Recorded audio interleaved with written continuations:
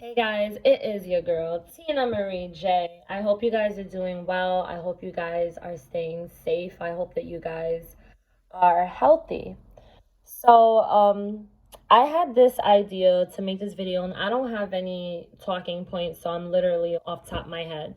But I want to talk about why is it that a lot of you who watch my channel are having a hard time with adjusting to life outside of either you've left a cult or any kind of organization that was very manipulative, controlling, abusive, or you just left religion and you may be having a hard time with adjusting. So first I want to speak to those who have left a cult or a really controlling group and are having a hard time adjusting outside. Now, it doesn't matter to me whether you're still a part of a religion or not, but when you leave a group that is controlling, you're going to have things that you're going to have to go through. And it's going to be really difficult. Trust me, I know, but you have to go through it. There's literally no way around it.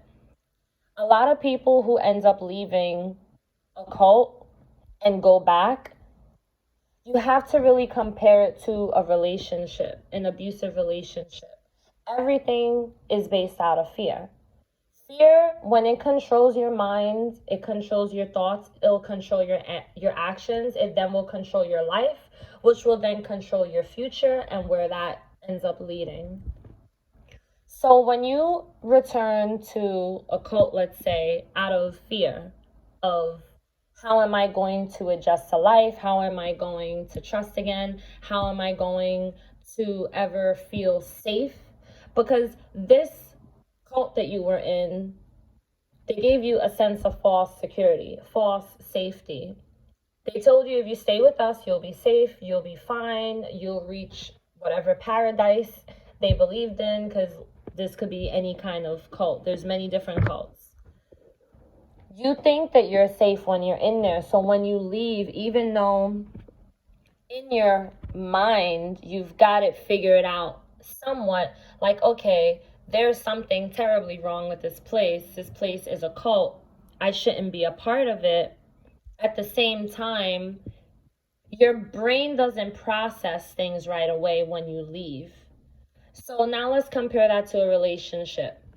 Let's say you're in a relationship that's abusive.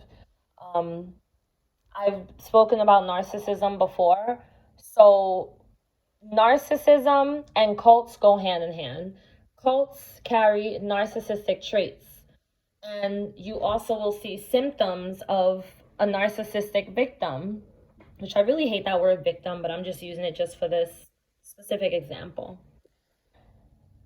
When you decide to leave a relationship that's abusive, manipulative, controlling, it could be emotional abuse, it could be physical abuse. It's going to be scary to move forward because this person may have made you think this is love, this is where you're supposed to be, this is normal, this is how it's supposed to go. You just have to fall in line and everything will be okay. If you fall in line, we'll be good. So you leave that relationship. Now you're starting to stumble. You're starting to feel fearful. This person wants you to come back. This person makes it seem like they need you. I need you. You have to come back. It's not safe out there for you. You need to be here with me. We need to be together so I can help you. I can help you have a good life. I can provide. I can do all these wonderful things for you. I can show you love. And then the person goes back. If a person returns to that relationship, did they return to that relationship because they believed in it? They believed that there was something. They believed that they could have a relationship, a successful relationship. They believed that it could end up being better. Or did they go back because of fear? So like I said before, fear runs everything. When you let fear control your thoughts, all hell breaks loose. And it's totally normal because it happens to everybody. But this is what happens when a person decides to leave a cult and starts thinking about going back.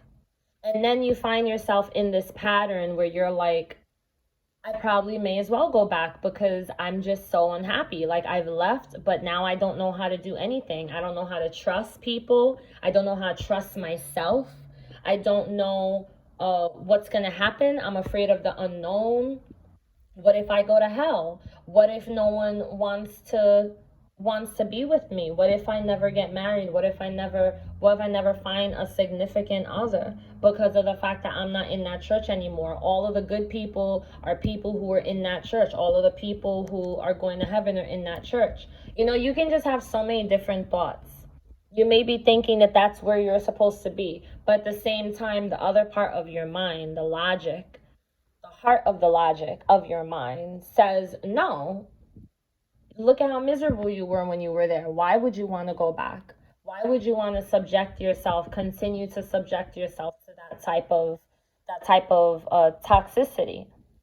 So it's like almost like you're in a battlefield with two parts of your brain. One is saying go back because maybe it'll be easier, maybe it'll be better. I don't know how to live my life outside of this place. I may as well go back. And then the other part of you is saying, no, why? Why would you go back? You need to find a way. Why would you go back? You need to find a way to get on with your life. You need to find a way to trust again. You need to find a way to build relationships again. Now let's talk about people who've left religion. It's the same thing, except it's a little bit different because when it comes to religion, you're leaving the whole thing. So if maybe you weren't in a cult, but maybe you grew up with a very fundamental Christian background, a very strict background. Maybe you were a Jehovah's Witness.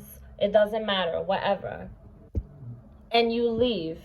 And you leave because you realize, you know what, my heart is not in this anymore. Like, I just don't see things this way. I just can't rock with it. I just don't agree. I don't believe in it. I don't understand it. I don't resonate. It doesn't resonate with me. It's not relatable for me. I understand some points, some aspects of this religion, but for me to follow it fully and to label myself as such, it doesn't resonate for me. This is not my life. This is not my journey right now. So you're probably thinking, maybe I should go back anyway, because you know what? This life outside of religion is difficult. I have no friends. All of my friends was in church. All of my friends were religious. My relationship is failing because my significant other feels I'm going to hell. He or she is not happy with my choices of leaving. Now my entire marriage it doesn't make any sense. You may be thinking, how do I trust people again? How do I build relationships? I can't trust anyone because Christians were the worst people. This is just an example. Christians treated me the worst. They were the worst people. Imagine a non-Christian. What's that going to be like? How am I going to trust them? How am I going to be able to adapt to life outside of religion? How am I going to know whether I should do something or not? Who am I going to pray to? Should I pray? Will it make sense? What if I don't pray? What if I go to hell? But then you're battling your thoughts because in your heart you don't believe, but a part of your thinking is like still kind of stuck in that old life, in those old ways. And that's totally normal. So for me, it happened to me twice because the first time that I went through this was when I left the cult, when I left the ICOC, and I was completely stuck. I was just like, wow, okay, what do I do now? Who do I talk to? Who do I pray with? Who's going to tell me what I should do, where I should go? It was weird because it was like I didn't want that life anymore, but I got so adjusted to it that I felt like I didn't know what else to do. You're basically, you're starting fresh. You're starting with a clean slate. And it's just like a relationship.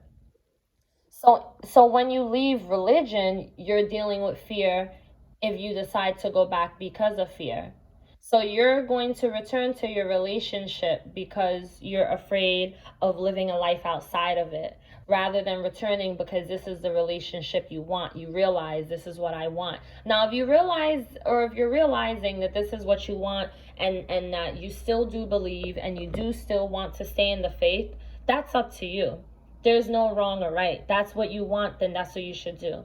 But I do speak to a lot of people who ask for advice, and I noticed that people who have been dealing with trauma, have not healed from whatever they've been through with their cult or their religion, are the people who tend to deal with thoughts of maybe I should just go back. Maybe it'll be easier if I go back. So if you go back, that's a lie. It's not going to be easier. It's only going to be just as hard as it is to leave, because, or probably even harder, because now you have to really fake the funk. So now you're going back to a religion you no longer believe in, and you're doing it because what people are telling you and because of the fear that people are putting onto you and projecting onto you and onto your life. The same way in a relationship. You're returning to this relationship because you think that this is what you're supposed to do, and the person has caused so much fear and has manipulated you in such a way that you just think, maybe I'm not capable of taking care of myself. Maybe I'm not capable of loving myself. Maybe I'm not capable of validating myself. It's the same way, guys, the same way. It goes the same exact way when you leave a church that you were in, or when that was controlling, or when you leave religion. It goes the same way. So a lot of people wonder why they're not able to heal. What is going on? Why can't I get past this? Why am I dealing with depression, anxiety, PTSD? I mean, it's not an exaggerated thing. So don't think that you're the only one.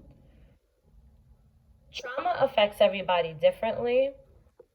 Some people may think that, oh, it's not a big deal. Just stop going. Just stop believing. Just learn how to live your own life. But if you were a part of religion your whole life, I mean, you've been taught this your whole life. The longer you've known about this, the harder it's going to be for you to accept the truth that you no longer believe. Or if you were in a certain church your whole life, you grew up in it, the longer you were a part of it, the harder it's going to be. The more difficult, I don't like to use the word hard, I should say, challenging, difficult it's going to be. But that doesn't mean it's not possible. That doesn't mean that you can't do it. That just means that you have to find ways to get through. You have to find ways that you can get to a place where it could be your starting point towards something better, a better future, a better life, towards happiness. Because you're not going to be happy the instant you leave. Some people are, because some people don't, they're not really dealing with pain and trauma like that. But then there's people who are. There's people who have had suicide attempts. And to me, that's heartbreaking, because your life is worth so much, and you have to know this. You have to. But it doesn't matter how much I tell you. You're not going to believe it until you see for yourself. And the reason why you can't see it for yourself, you can't see how much worth you have, and how much value you have. You can't see it because you don't believe it for yourself. And the reason you don't believe it for yourself is because when we're a part of a religion, we're really taught these negative words. And these negative words are, I'm not worthy, I'm nothing, I'm not worthy, I'm nothing, I can't do it without you, I'm nothing without you, I can't do anything without you. These are terrible words to repeat. I hate those words. Those words to this day, if I go to a church, still trigger me. And I am pretty much healed from the things I went through when I was in the 𝐼COC and growing up in a Christian household where everything was based on fear. I grew up being fearful of everything. It still bothers me and it triggers me, only because there's such negative words and they carry such negative, low vibrational energy. And you have to understand that if you're going to be around that, if you're going to repeat that and speak that out, it's going to vibrate through you, and you're going to believe that. So when you leave religion or you leave a cult, now you have to literally just reframe your entire mindset. Your entire thinking pattern, I'm talking about your entire thinking pattern, has to change. And basically what I did was that. And it was hard. It was so hard. I had so many odds, so many things up against me. I mean, my relationship started failing. I was fighting with my husband all the time. I mean, the person that I felt I should be able to speak to, the person I felt I should be able to go to, was not able to be there for me. And it was because he didn't know how, because he was still in that thinking at that time. He was still Christian and I wasn't. And so he didn't know how to be there for me. I didn't have anyone else to really go to like that, you know. So I had to learn a lot of things for myself. But there are ways that you can get through it. And one thing that is important that I highly suggest that you need to do, and I always say suggest because I don't like to seem like I'm pushing onto people my experiences, like, oh, this worked for me, it's gonna work for you. I mean, I do believe this is going to work for you, but you know what I mean. But what really works and what has worked for me is, I don't want to say finding myself because honestly, I didn't find myself. I found my truest self and I created and built upon that. So basically, learning who you truly are, accepting, and then building upon that and moving forward with that. That is exactly how you are going to heal from any trauma. Any trauma. Any trauma. If you're still dealing with issues from leaving your cult, issues from leaving religion, and you're dealing with any kind of anxiety, I dealt with that. You're dealing with depression, I dealt with that. You're dealing with intense fear, I dealt with that. You're dealing with constant emotions, up and down mood swings, I dealt with that. You don't trust, you don't know how to trust, you can't trust yourself, you feel guilty because you feel like you're supposed to be in the Bible. You're supposed to be at church. Today is Sunday. You're busy enjoying TV, catching up on your season of Power on Netflix or Stars or what? No, it's not on Netflix. It's on Stars because I actually wanted to watch it and I gotta catch up with that. But anyway, you're dealing with all these emotions. You literally have to allow yourself to go through the process. Because you're dealing with the guilt of not being in church, the guilt of not reading your Bible. You're dealing with the fear of possibly going to hell. You're dealing with the fear of the unknown. These are things we deal with in our life, and these are things we deal with in our relationship as well when we're leaving a relationship. So finding your truest self, accepting that, and building upon that is what has helped me. And I continue to build every day. Literally, you're going to go through a learning process where you're going to learn who you are, because when you were in this group or religion, you were not who you were who you were told you were supposed to be. I was who I was told I should be and I'm supposed to be. But my truest self, I always pushed to the side. I ignored it because that's what I was taught. You know, you can't pay attention to that side. That's of the world. If you have these thoughts, you gotta pray instantly. You look at someone lustfully, you gotta pray instantly. You know, you can't be a sexual human being. You can't be someone who enjoys doing certain things, going certain places, enjoy partying. You can't do these things. I'm not saying that this is how all Christians think, but for the gist majority, this is really how it goes. Once I accepted I am a sexual human being. I am someone who actually does like to get my drinks in every now and then. I am someone who enjoys dancing. I enjoy partying. Not so much anymore, but at the time, I am someone who enjoys that. Um, I am someone who, when I feel a certain way, I'm gonna vocalize it. I'm not gonna run and pray for the person. I'm going to say, this is my problem, and like, how can we fix this?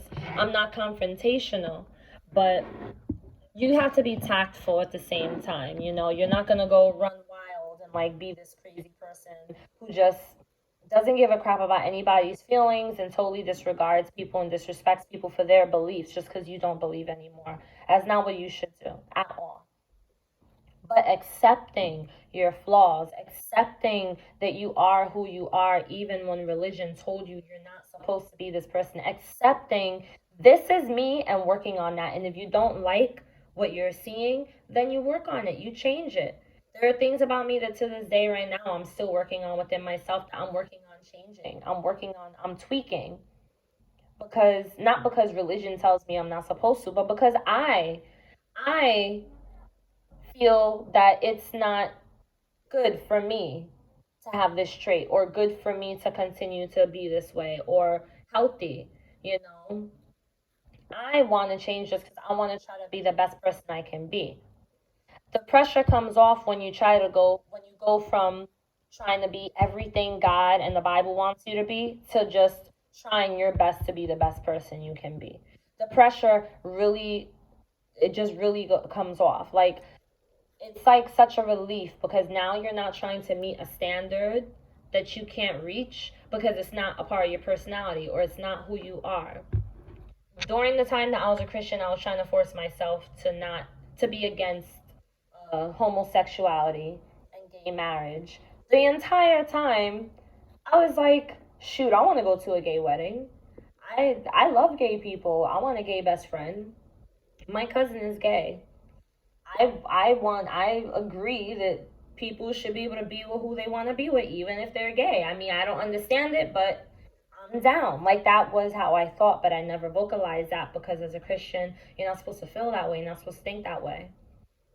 So I kept it to myself. I was fighting who I really was. And then when I came out, I still feel the same, and now I very proudly, openly vocalize it, and I don't give a crap what anyone thinks because this is how I feel, and these are my thoughts and my opinions, and that's it, period. Like, I don't feel like I owe anyone an explanation.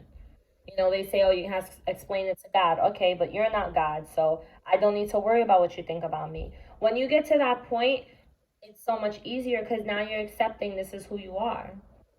You're accepting this is how you feel, this is how you think.